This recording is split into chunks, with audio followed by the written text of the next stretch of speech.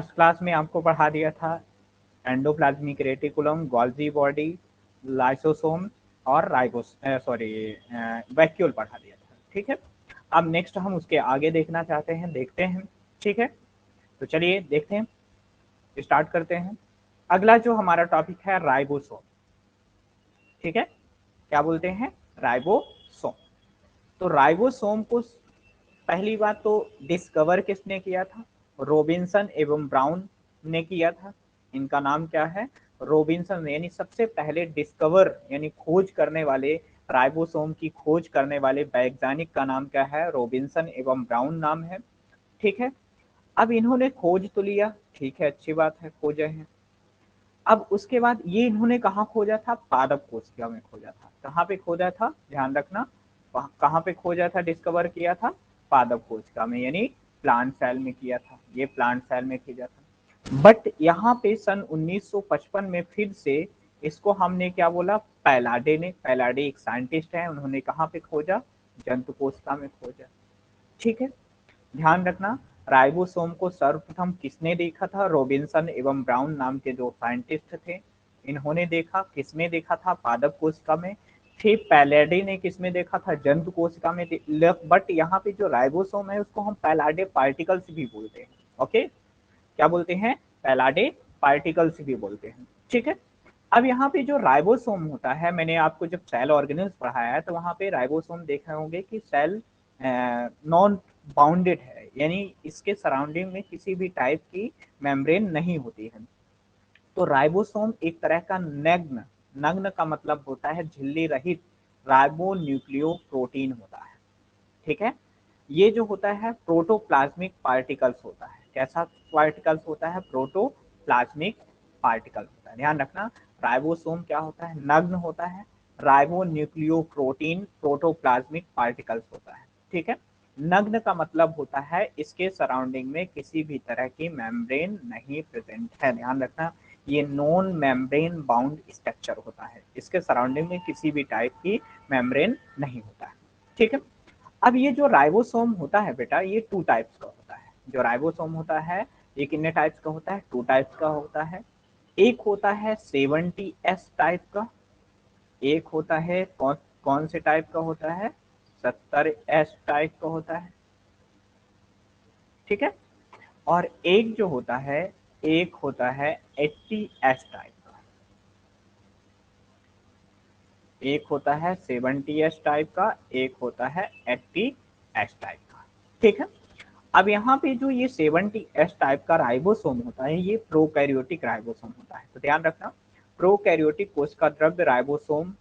ठीक है, प्रोकैरियोटिक जो सेल होती है उसके कोशिका द्रव्य में जो होता है राइबोसोम जो प्रेजेंट होता है, जैसे कौन कौन से होते हैं, नील हरित शैवाल, ठीक है, जीवाणु, पीपीएलओ में कौन सा होता है, 70S प्रकार का होता है।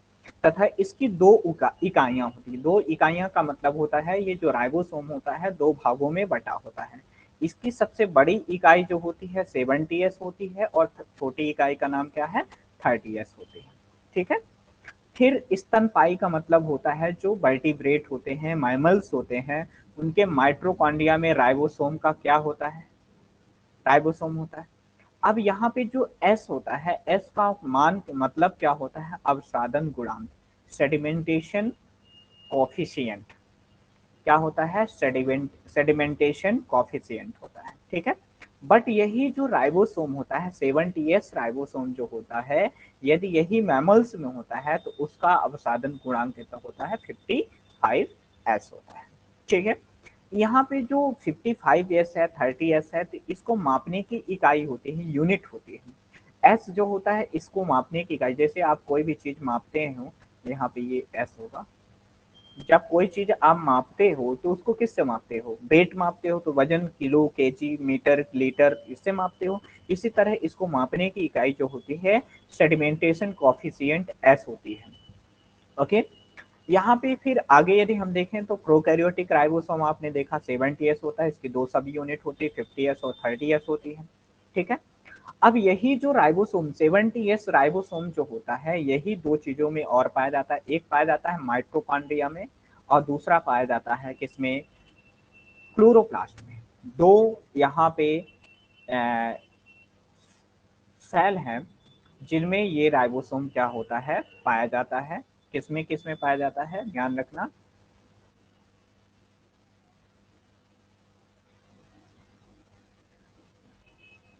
ये जो होता है किसमें पाया जाता है, एक पाया जाता है माइटोकॉन्ड्रिया में, दूसरा पाया जाता है क्लोरोप्लास्ट में। माइटोकॉन्ड्रिया एंड क्लोरोप्लास्ट में ये जो पाया जाता है क्या, राइबोसोम जो होता है वो दोनों क्या होते हैं, 70S टाइप के। तो ध्यान रखना ये 70S टाइप का जो राइबोसोम होता है, कैसा राइबोसोम होता है, प्रोकैरियोटिक राइबोसोम होता है। ओके, अब यहाँ पे जो होता है यूकैरियोटिक राइबोसोम, मतलब जो 80S, यहाँ पे हमने दो टाइप के आपको राइबोसोम बताए थे, एक 70S एक है 80S। तो ये कौन सा है, 80S वाला जो होता है कौन सा है, यूकैरियोटिक राइबोसोम है। 70S वाला प्रोकैरियोटिक राइबोसोम है।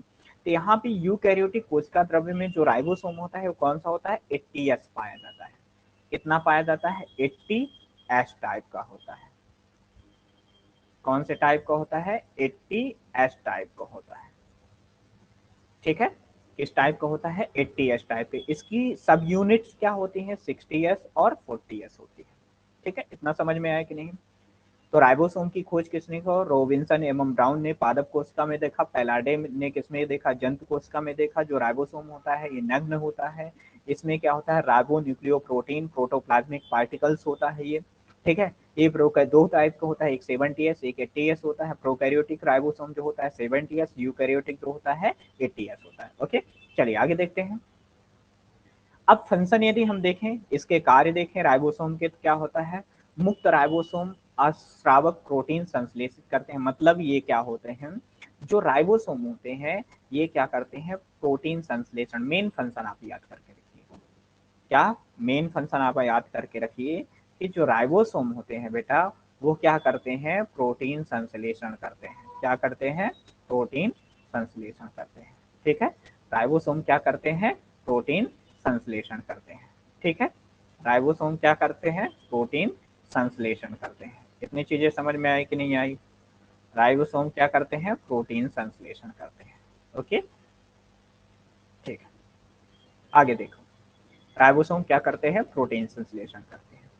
बट और क्या काम करते हैं, जब ईआर अवशेषित राइबोसोम स्रावित करते हैं तो प्रोटीन संश्लेषण करते हैं। यानी आपको हमने जब आपने पढ़ा है एंडोप्लाज्मिक रेटिकुलम, ध्यान रखना हमने 4 ऑर्गेनेल्स आपको साथ में पढ़ा दिए, 3 ऑर्गेनेल साथ में पढ़ा दिए।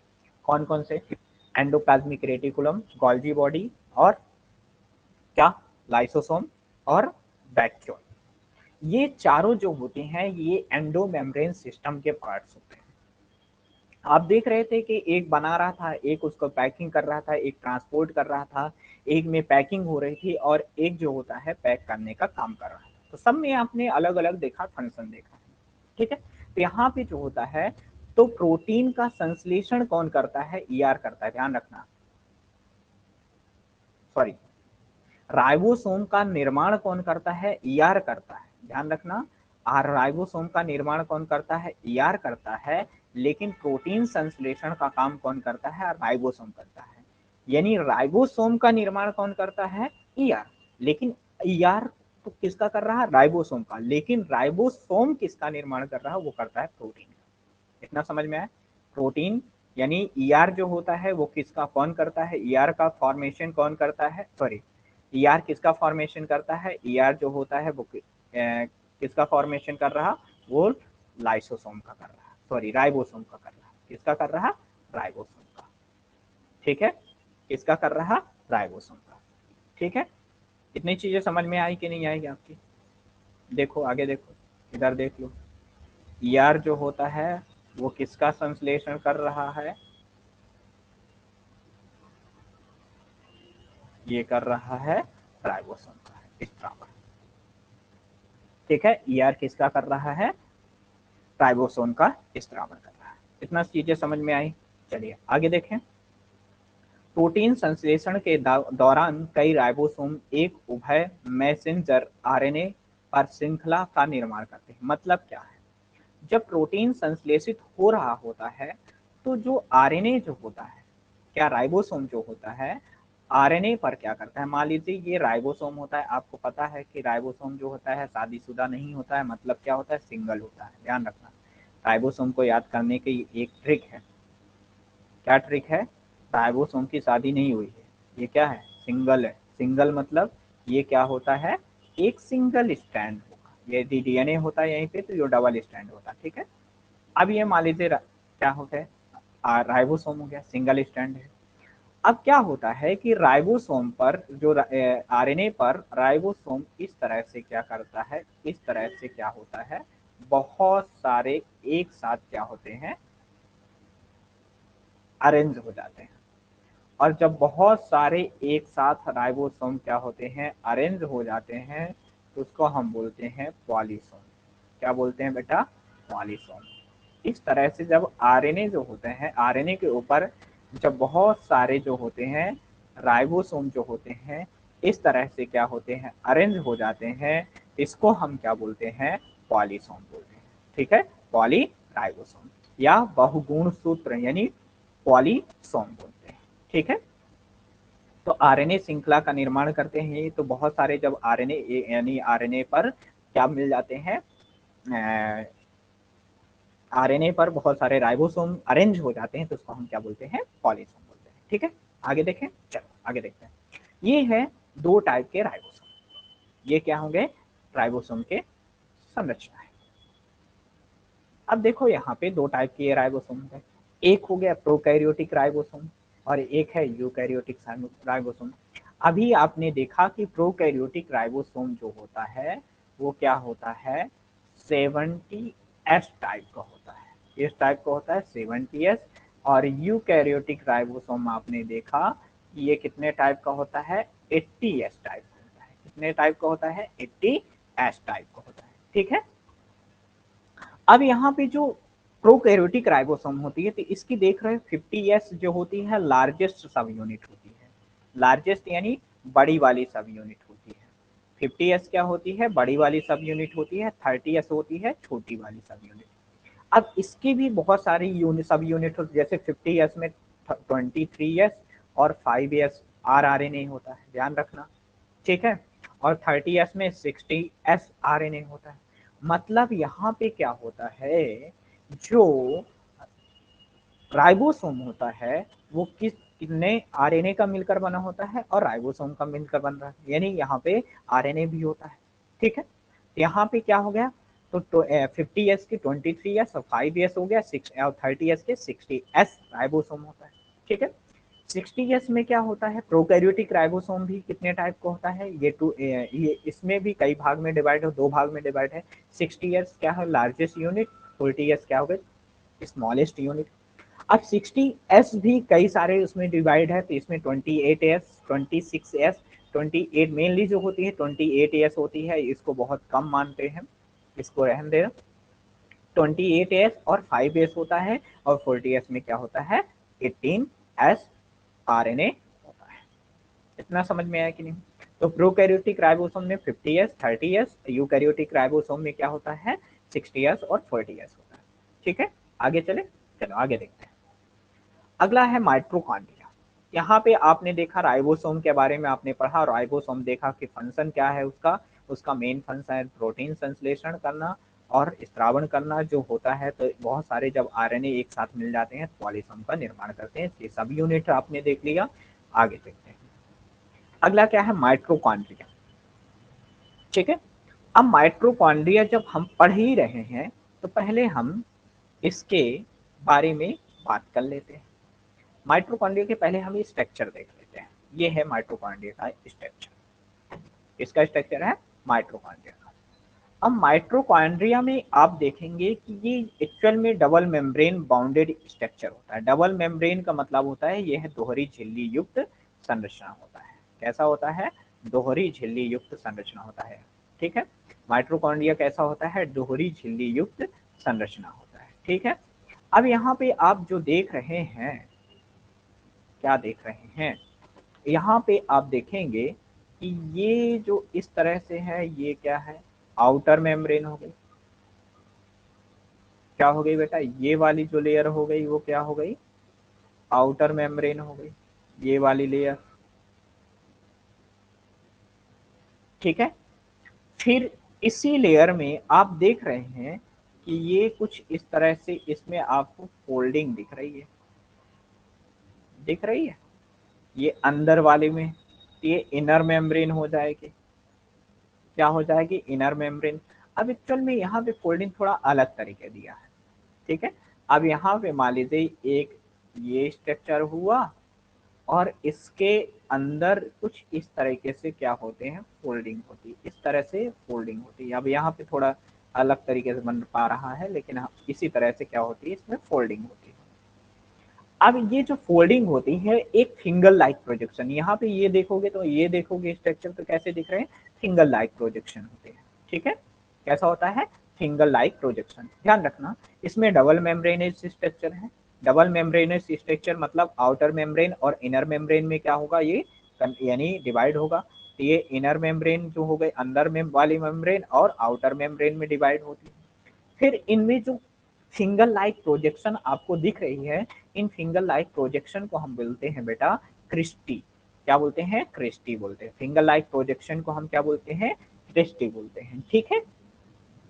अब देख रहे हो यहाँ पे कि जो आउटर मेम्ब्रेन है और इनर मेम्ब्रेन, ये जो हो देख रहे हो आउटर मेम्ब्रेन और इनर मेम्ब्रेन के बीच में देख रहे हो ये स्पेस है।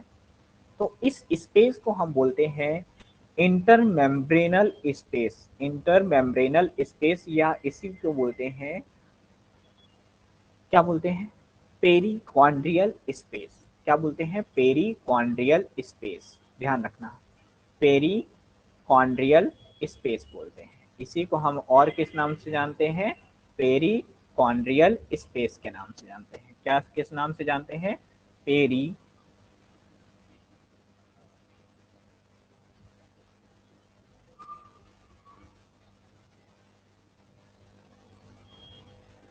पेरिकॉन्ड्रियल स्पेस के नाम से जानते हैं, ठीक है।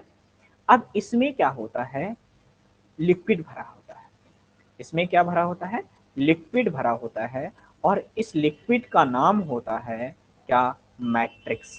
लिक्विड का नाम क्या है बेटा, मैट्रिक्स नाम है। लिक्विड का नाम क्या है, मैट्रिक्स, ठीक है। लिक्विड का नाम क्या है, मैट्रिक्स है, ठीक है। ध्यान रखना, ये डबल मेम्ब्रेन है, आउटर मेम्ब्रेन, इनर मेम्ब्रेन। फिर अंदर क्या होता है, अंदर वाली जो मेम्ब्रेन होती है इसमें फोल्डिंग होती है, इसको हम क्या बोलते हैं, क्रिस्टी। उसमें फिंगर लाइक प्रोजेक्शन होती है। दोनों मेम्ब्रेन के बीच में स्पेस होता है, इसको हम पेरिकॉन्ड्रियल स्पेस बोल सकते हैं। और क्या बोल सकते हैं उसको हम, और बोलते हैं इंटर मेम्ब्रेन स्पेस बोलते हैं, ठीक है। उसमें लिक्विड भरा रहता है, द्रव भरा रहता है, जिसको हम बोलते हैं मैट्रिक्स बोलते हैं। क्या बोलते हैं, मैट्रिक्स बोलते हैं। आवाज सही से जा रही कि नहीं जा रही है, आवाज सही से जा रही ना, रिप्लाई करो, ठीक है। इतनी चीजें समझ में आई, ठीक है। चलिए आगे आगे समझे। आगे यदि हम समझते हैं इसमें क्या होता है, देख रहे हो कि डबल स्टैंडर्ड स्ट्रक्चर दिख रहा है। ये वाले ये जो स्ट्रक्चर आपको दिखाई दे रहे हैं, ये कलर थोड़ा मैं चेंज कर लेता हूँ।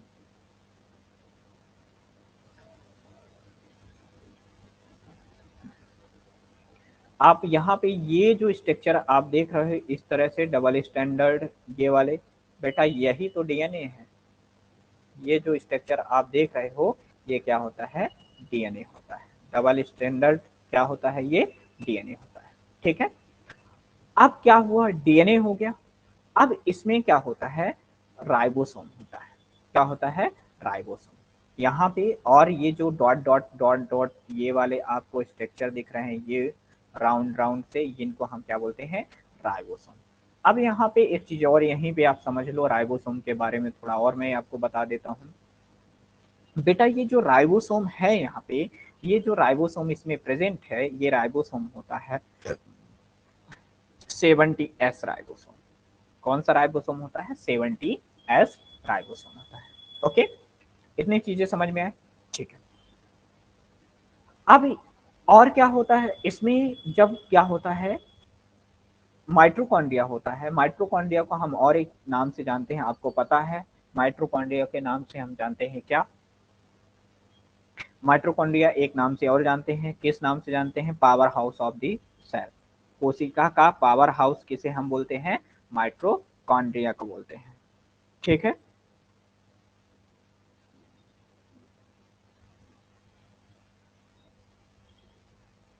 ठीक है। माइटोकॉन्ड्रिया को हम क्या बोलते हैं, पावर हाउस बोलते हैं। ओके, अब अगला देखते हैं, ये जो पावर हाउस है, पावर हाउस का मतलब क्या होता है, ये एनर्जी फॉर्मेशन करता है, तो ये एटीपी का क्या करता है, निर्माण करता है। किसका निर्माण करता है, एटीपी का निर्माण करता है। कितना समझ में आया कि नहीं है। तो ये माइटोकॉन्ड्रिया के बारे में हो गया। ठीक है, अब इसमें और छोटे छोटे से क्या होते हैं, स्ट्रक्चर होते हैं, जिसको हम क्या बोलते हैं, ग्रैन्यूल्स बोलते हैं। क्या बोलते हैं, ग्रैन्यूल्स बोलते हैं। और जैसे लिपिड्स के पार्टिकल्स हो गए, है ना, अदर पार्टिकल लिपिड्स हो गए, और जो मॉलिक्यूल्स होते हैं इसमें प्रेजेंट होते हैं। ठीक है, ये आपने स्ट्रक्चर समझ लिया। ठीक है, आगे देखते हैं। माइटोकॉन्ड्रिया को सर्वप्रथम किसमें देखा, कॉलिकर देखा, ध्यान रखना, कॉलिकर साइंटिस्ट का नाम है, जिन्होंने कब देखा, सन 1850 में देखा। माइटोकॉन्ड्रिया में दो झिल्लियां होती है, बाहरी झिल्ली और, है ना, बाहरी झिल्ली चिकनी होती है, तथा जिसमें पोरीन प्रोटीन होता है। यहाँ पे आपने देखा है, यहाँ पे ये पोरीन, पोलिन लिखा है, यहाँ पे पोरीन प्रोटीन होता है, पोरीन। ठीक है, यहाँ पे होता है पोरीन। क्या होता है, पोरीन।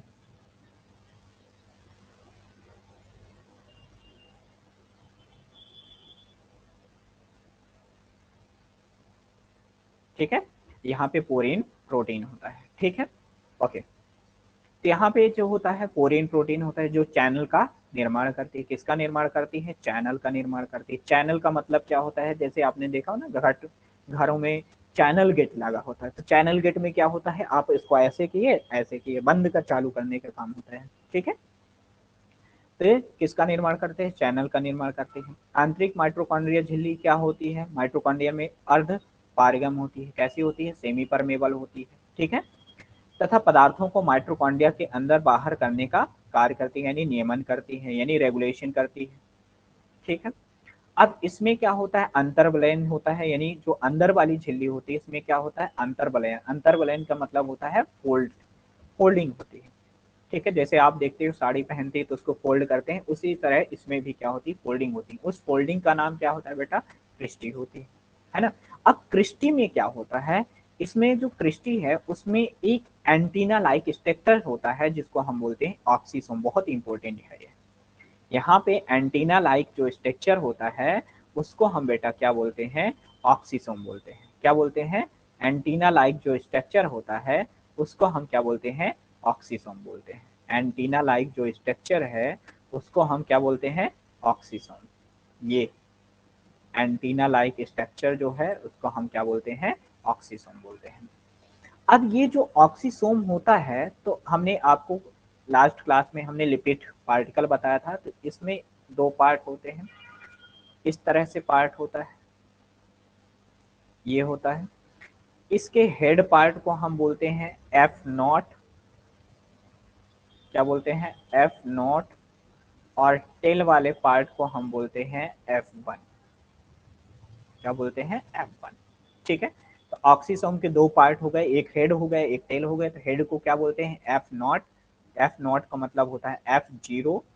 ठीक है, F0 हो गया, और F1 पार्टिकल हो गया। ठीक है, इतना चीजें समझ में आई। ओके, तो आपने देखा ये माइटोकॉन्ड्रिया का है, बेसिक हो गया। अगला देखते हैं, ऑक्सीसोम जिन्हें F1 या F0 या F1 कॉम्प्लेक्स भी कहा जाता है। ठीक है, यह क्या होता है, एटीपी, एडिनोसिन ट्राइफॉस्फेट, एटीपीएस, है ना। एटीपीएस ध्यान रखना, एज कहीं भी आ जाए एंजाइम कर, है ना। तो ये किसका सिंथेसिस करता है, ये एटीपीएस एंजाइम का क्या करता है, निर्माण करता है ना। जो किसमें सहायता करता है, एटीपी के निर्माण में सहायता। आपको पता होगा कि माइटोकॉन्ड्रिया किस में काम करता है, फोटोसिंथेसिस में करता है कि श्वसन में, श्वसन में काम करता है। तो श्वसन में क्या करता है, एनर्जी फॉर्मेशन करता है। क्या करता है, एनर्जी फॉर्मेशन। और श्वसन जब हम करते हैं तो हमें क्या मिलती है, एटीपी मिलती है। तो एटीपी का निर्माण में कौन से एंजाइम चाहिए, एटीपीएस चाहिए, है ना। तो एटीपीएस एंजाइम का निर्माण कौन करता है, ऑक्सीसोम करता है। इतना समझ में आए नहीं। अच्छा, ठीक है। अब माइटोकॉन्ड्रिया क्या होता है, एक चीज और होता है, माइटोकॉन्ड्रिया जो होता है semi autonomous organelle. Semi autonomous का क्या होता है, अर्ध स्वायत्त का मतलब क्या होता है। सेमी ऑटोनोमस का मतलब होता है यह स्वयं से एनर्जी का क्या करता है, फॉर्मेशन करता है। क्या करता है, स्वयं से एनर्जी का फॉर्मेशन करता है। माइटोकॉन्ड्रिया क्या होता है, अर्ध स्वायत्त अंग होता है, मतलब सेमी ऑटोनोमस होता है, ये स्वयं से एनर्जी का फॉर्मेशन करता है। ठीक है, ओके। अगला हम देखते हैं माइटोकॉन्ड्रिया में स्वयं का डीएनए होता है। मैंने आपको दिखा दिया है कि इसमें स्वयं का डीएनए होता है जो स्वतंत्र रूप से क्या करता है, गुणन करता है, यानी स्वयं ही ये क्या करता है, रेप्लिकेशन करता है। क्या करता है, स्वयं ही रेप्लिकेशन करता है। रेप्लिकेशन का मतलब होता है द्विगुणन। ओके, रेप्लिकेशन का मतलब क्या होता है बेटा, द्विगुणन करता है। ठीक है, आगे देखो। अब माइटोकॉन्ड्रिया में क्या होता है, मैट्रिक्स होता है। मैट्रिक्स मतलब क्या होता है, कोशिका आपने देखा द्रव होता है, इसमें 3 प्रकार के आरएनए होते हैं, जैसे एमआरएनए, टीआरएनए और आरआरएनए। यहाँ पे आर छोटा होता है, आरआरएनए। ठीक है, आरआरएनए। ठीक है, यहाँ पे 3 आरएनए होते हैं, आरआरएनए।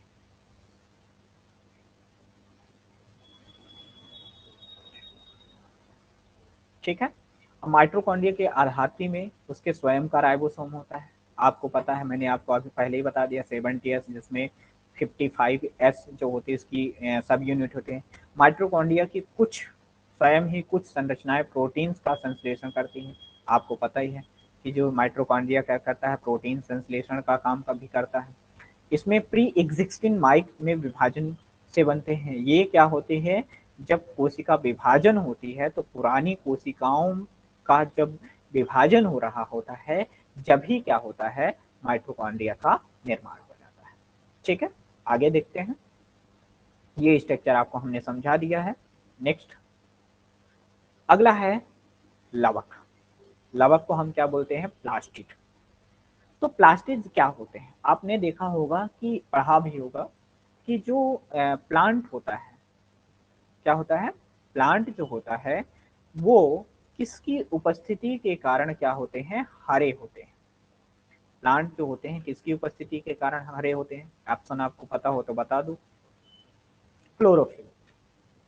आपने पढ़ा होगा, बहुत पहले से पढ़े होंगे, बचपन से पढ़ रहे हो कि जो लवक होते हैं, यानी प्लांट की पत्तियां जो होती हैं वो किसकी उपस्थिति के कारण हरी होती हैं, क्लोरोफिल के। तो यहाँ पे लवक क्या होते हैं, लवक एक तरह से पिगमेंट होते हैं।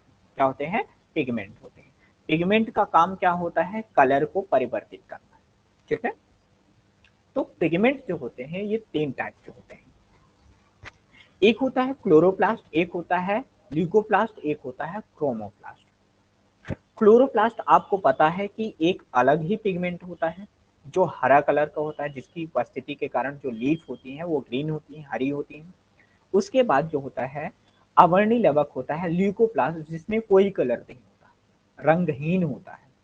ठीक है, उसके बाद होता है वर्णी कलर, जिसमें कलर होते हैं, जैसे आपने देखा होगा येलो देखा होगा, ऑरेंज देखा होगा, तो वो क्या होता है, वर्णीकरण का, वर्णी लवक का काम होता है, यानी क्रोमोप्लास्ट का काम होता है। ठीक है, तो यहाँ पे जो लवक है वो कितने टाइप के हैं, 3 टाइप के। एक हो गए हरित लवक, यानी जिसको हम बोलते हैं क्लोरोप्लास्ट।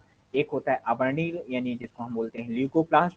और एक होता है वर्णी, जिसको हम बोलते हैं क्रोमोप्लास्ट। ठीक है, सबसे बड़े कोशिकांग अंग ये सबसे क्या होते हैं, बड़े होते हैं। ठीक है, ये विलेय कार्बनिक यौगिकों के निर्माण एवं संग्रहण में शामिल होते हैं। यानी जो विलेय का मतलब क्या होता है, डिजोल्व। डिजोल्व जो ऑर्गेनिक कंपाउंड्स होते हैं उनके निर्माण में और उनके संग्रहण में क्या होते हैं, शामिल होते हैं, यानी पार्टिसिपेट करते हैं। इतना समझ में है कि नहीं है। यानी जो लवक होते हैं उनका काम क्या होता है, जो विलेय यानी जो डिसॉल्व कंपाउंड होता है उनके निर्माण, उनका फॉर्मेशन करता है, और क्या कार्य करता है, संग्रहण करता है, यानी स्टोरेज करता है। अगला देखते हैं क्लोरोप्लास्ट। क्लोरोप्लास्ट क्या कहते हैं, हरे रंग के होते हैं। कैसे होते हैं, हरे रंग के प्लास्टिड होते हैं, जिनमें प्रकाश, है ना, जिनमें प्रकाश संश्लेषण, जिनमें प्रकाश संश्लेषी पिगमेंट होते हैं। इसमें क्या होता है, प्रकाश संश्लेषी पिगमेंट होता है, प्रकाश संश्लेषी यानी फोटोसिंथेटिक पिगमेंट होता है। ठीक है, क्या होते हैं, फोटोसिंथेटिक पिगमेंट होता है। ये दोहरी एकक, एकक का मतलब होता है झिल्ली। ठीक है, दोहरी झिल्ली का बना होता है, यानी ये भी जो होता है दोहरी झिल्ली का बना होता है। ठीक है, जो एक दूसरे से एक अवकाश द्वारा पृथक होती है, यानी दोनों मेम्ब्रेन जो होती हैं एक दूसरे से क्या होती हैं, एक छोटा सा स्पेस द्वारा क्या होती है, अलग होती हैं, जिसे हम बोलते हैं पेरीप्लास्टिडियल स्पेस। ध्यान समझना, क्या बोलते हैं, पेरीप्लास्टिडियल स्पेस। चलो हम इसके पहले डायग्राम को देख लेते हैं क्लोरोप्लास्ट के। तो क्लोरोप्लास्ट का ये डायग्राम हो गया। आप देख रहे हैं इसमें डबल मेम्ब्रेन आपको दिख रही है, एक ये वाली आउटर मेम्ब्रेन दिख रही है, क्या दिख रही है, एक आउटर मेम्ब्रेन दिख रही है, दिख रही कि नहीं दिख रही, बताओ, दिख रही ना, हाँ, ओके। चलो देखो, यहाँ पे आप देख रहे हो एक ये वाली मेम्ब्रेन दिख रही है, ये वाली दिख रही, ये आउटर मेम्ब्रेन हो गई। फिर एक इसके अंदर ये वाली दिख रही है जिसको हम बोलते हैं इनर मेम्ब्रेन हो गई। अब दोनों मेम्ब्रेन के बीच में क्या है, स्पेस है, इसको हम बोलते हैं, क्या बोलते हैं, देखो आउटर मेम्ब्रेन हो गई और क्या हो गए, सॉरी इनर मेम्ब्रेन हो गई, ये आउटर मेम्ब्रेन हो गई, दोनों मेम्ब्रेन के बीच में क्या होता है, स्पेस, इसको हम बोलते हैं इंटर मेम्ब्रेन स्पेस या पेरीप्लास्टिडियल स्पेस। इतना समझ में आया, ओके। अब इसमें लिक्विड भरा होता है, तो इसके लिक्विड का नाम होता है स्ट्रोमा। कौन सी माँ, स्ट्रोमा। इसके लिक्विड का नाम क्या होता है, स्ट्रोमा। किसके लिक्विड का नाम स्ट्रोमा होता है, क्लोरोप्लास्ट के, ठीक है। अब इसमें क्या होता है ये देख रहे हो डिक्स लाइक स्ट्रक्चर है, ये एक डिक्स हो गई, क्या है गई, एक डिस्क डिक्स हो गई। तो डिक्स लाइक इसमें क्या है दिख रही है आपको, स्ट्रक्चर दिख रही है, क्या दिख रहे हैं, ये डिक्स लाइक, ये आपको ये स्ट्रक्चर दिख रही है, ये दिख रही है, ये डिक्स लाइक स्ट्रक्चर आपको दिख रही है। इनमें से एक डिक्स को हम क्या बोलते हैं, थाइलाकॉइड। एक डिक्स को हम, इस एक सिंगल डिक्स को हम बोलते हैं थाइलाकॉइड, और इस पूरे डिक्स को हम, जब बहुत सारे डिक्स एक साथ मिल जाते हैं तो इसको हम बोलते हैं ग्रेनम। क्या बोलते हैं, ग्रेनम। तो एक को हम बोलते हैं थाइलाकॉइड और दो, सभी को एक साथ हम क्या बोलते हैं, ग्रेनम बोलते हैं। अब इनको एक ग्रेनम से दूसरे ग्रेनम को ये जोड़ रहा है, इस जोड़ने वाले स्ट्रक्चर का नाम होता है लैमिला। क्या नाम होता है, लैमिला। क्या नाम होता है, लैमिला। क्या नाम होता है, लैमिला, ठीक है। अब इसमें जो थाइलाकॉइड होता है, थाइलाकॉइड में क्या होता है, रिक्त स्थान होता है जिसको हम बोलते हैं ल्यूमेन बोलते हैं। क्या बोलते हैं, ल्यूमेन बोलते हैं। अब बेटा इसमें एक चीज और, इसमें क्या होता है, डबल स्टैंडर्ड डीएनए होता है स्वयं का। ये भी क्या होता है, डीएनए होता है, यहाँ पे क्या होता है, डीएनए होता है। खिचड़ी पक गई है, ध्यान रखना, खाना है बस जरूरी है। ये डीएनए हो गया, ठीक है। और क्या होता है, इसमें कुछ और पार्टिकल्स होते हैं जिसको हम बोलते हैं राइबोसोम, और राइबोसोम इसमें जो होता है वो होता है 70S टाइप का। कितने टाइप का होता है, 70S टाइप का राइबोसोम होता है। तो ये समझ में आया। तो इसका आउटर मेम्ब्रेन, इनर मेम्ब्रेन, दोनों मेम्ब्रेन के बीच में पेरीप्लास्टिडियल स्पेस या इंटर मेम्ब्रेन स्पेस। इसमें क्या होता है, जो मैट्रिक्स भरा होता है इसको हम बोलते हैं स्ट्रोमा। फिर इसमें क्या होता है, डिस्क लाइक स्ट्रक्चर है जिसको हम, एक डिस्क को हम थाइलाकॉइड, जब बहुत सारे होते हैं तो ग्रेनम, ठीक है। इनको जोड़ने के लिए लैमिना। फिर इसमें जो थाइलाकॉइड होती है इसमें खाली स्थान होता है, इसको ल्यूमेन बोलते हैं। इसमें डीएनए होता है, डबल स्टैंडर्ड डीएनए होता है, और राइबोसोम होता है जो 70S टाइप का होता है, ठीक है। इतनी चीजें समझ में आई आपको, ठीक है। तो हमें उम्मीद है कि आपको पूरी चीजें अच्छे से क्लियर समझ में आ गई होगी, ठीक है, ओके। तो आगे देखें, इधर देखो, झिल्ली के अंदर वाले दो भागों में विभाजित होता है, यानी क्लोरोप्लास्ट जो होता है दो भागों में। ग्रेना वाला भाग थाइलाकॉइड से निर्मित होता है, एक झिल्ली युक्त पटलिका द्वारा पाया जाता है। स्ट्रोमा जिसमें प्रोटीन युक्त सम्मिश्रित पदार्थ होते हैं, जिसमें प्रोटीन के साथ साथ क्या होता है, राइबोसोम होता है, डीएनए होता है, एंजाइम्स होते हैं। क्या होते हैं, एंजाइम्स होते हैं। क्या होते हैं, एंजाइम्स होते हैं, लिपिड्स होते हैं, ठीक है। क्लोरोप्लास्ट भी क्या होता है, सेमी ऑटोनॉमस होता है, अर्धस्वायी होता है। मैंने आपको बताया इसमें क्या होता है, स्वयं का डीएनए और राइबोसोम होता है जिसकी वजह से ये खुद एनर्जी बनाता है। आपको पता ही होगा कि क्लोरोप्लास्ट किसको हम बोलते हैं, किचन ऑफ द सेल हम क्लोरोप्लास्ट को बोलते हैं। क्यों, किचन में आप क्या करते हो, खाना पकाते हो। तो उसी तरह क्लोरोप्लास्ट भी प्लांट में खाना पकाने का काम करता है। इतना समझ में आया कि नहीं है, ठीक है, इतनी चीजें समझ में आए, ठीक है। तो आगे देखें, ल्यूकोप्लास्ट रंगीन प्लास्टिड होते हैं। कैसे होते हैं? रंगीन प्लास्टिड होते हैं, जो सूर्य के प्रकाश में दूर स्थित संरचनाओं को अंग को क्या करते हैं? दूर स्थित संचयन का कार्य करता है। यानी जो ध्यान रखना, ल्यूकोप्लास्ट क्या होते हैं? रंगीन प्लास्टिड होते हैं, जो सूर्य के प्रकाश से दूर स्थित संचयन अंगों को क्या करते हैं? काम करते हैं। यानी दूर के प्रकाश को क्या करते, सूर्य के प्रकाश के से जिससे कलर चेंज होता है, इसको क्या करते हैं? इस संचयन करते हैं। फिर क्रोमोप्लास्ट जो होते हैं अप्रकाश संश्लेषी होते हैं। ध्यान रखना, यहाँ पे ल्यूकोप्लास्ट क्या करता है? प्रकाश संश्लेषी होता है, और क्रोमोप्लास्ट क्या होता है? अप्रकाश संश्लेषी प्लास्टिड होता है, तथा यह विभिन्न रंगों को सिवाय हरे रंग के भी होते हैं। ये कैरोटीनाइट वर्णक का संचयन करते हैं। ध्यान रखना, बहुत इंपॉर्टेंट यहाँ पे ये है। क्या यहाँ पे जो ल्यूकोप्लास्ट है, क्या है? ल्यूकोप्लास्ट, ठीक है। क्रोमोप्लास्ट किसका संचयन कर रहे हैं? कैरोटीनाइट्स का, ठीक है। इतना समझ में आया कि नहीं है? आगे बढ़ते हैं। ये इसका संरचना हो गया, स्ट्रक्चर हो गया, जो हमने आपको अच्छे तरीके से समझा दिया, ठीक है। अब अगला देखते हैं, क्लोरोप्लास्ट और माइटोकॉन्ड्रिया यूकैरियोटिक कोशिका में अंतः परजीवी के यानी एंडो सिम्बायोटिक्स के रूप में होते हैं, परजीवी के फॉर्म में होते हैं, पैरासाइट के फॉर्म में होते हैं। किस फॉर्म में होते हैं? पैरासाइट के, एंडो सिम्बायोटिक्स के फॉर्म में होते हैं। किस फॉर्म में होते हैं? एंडोबायोटिक्स सिम्बायोटिक्स के फॉर्म में होते हैं। दोनों ही क्या क्या होते हैं? अर्ध स्वायत्त अंग होते हैं, दोनों ऑटोनॉमस सेमी ऑटोनॉमस होते हैं। दोनों ही दोहरी झिल्ली कलाओं द्वारा देख रहे हैं, माइटोकॉन्ड्रिया क्लोरोप्लास्ट दोनों क्या होते हैं? दोहरी झिल्ली द्वारा होते हैं। दोनों की क्या होती है? बाहरी झिल्ली क्या होती है? क्या होती है? चिकनी होती है, वह पारगम होती है। अंदर वाली जो होती है वलयित होती है, और अर्धपारगम होती है, सेमी परमेबल होती है।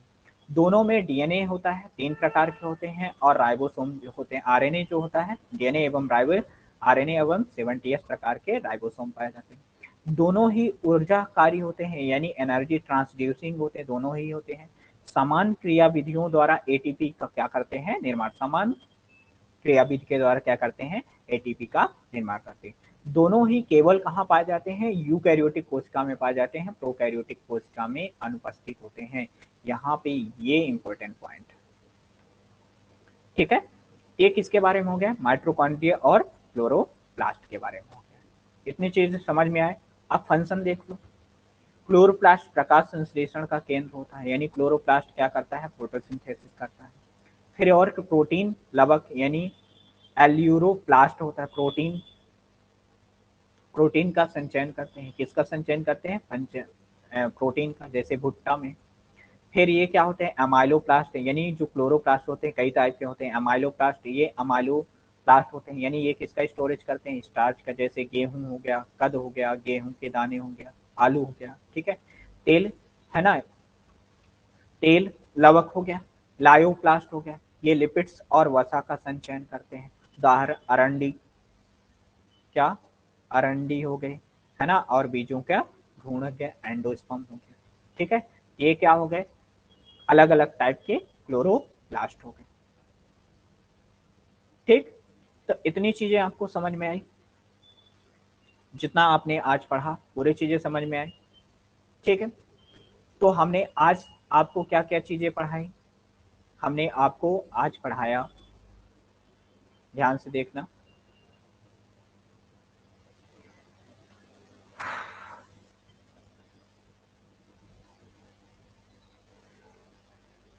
चीजें समझ में आई अच्छे तरीके से आपको? आप है देखेंगे तो आज की चीजें हम बहुत अच्छे से समझ में आई होगी। यदि आप यहीं पे आपकी क्लास खत्म होती है, नेक्स्ट क्लास हम इसके आगे कंटिन्यू करेंगे। तब तक के लिए बहुत बहुत धन्यवाद। जय हिंद।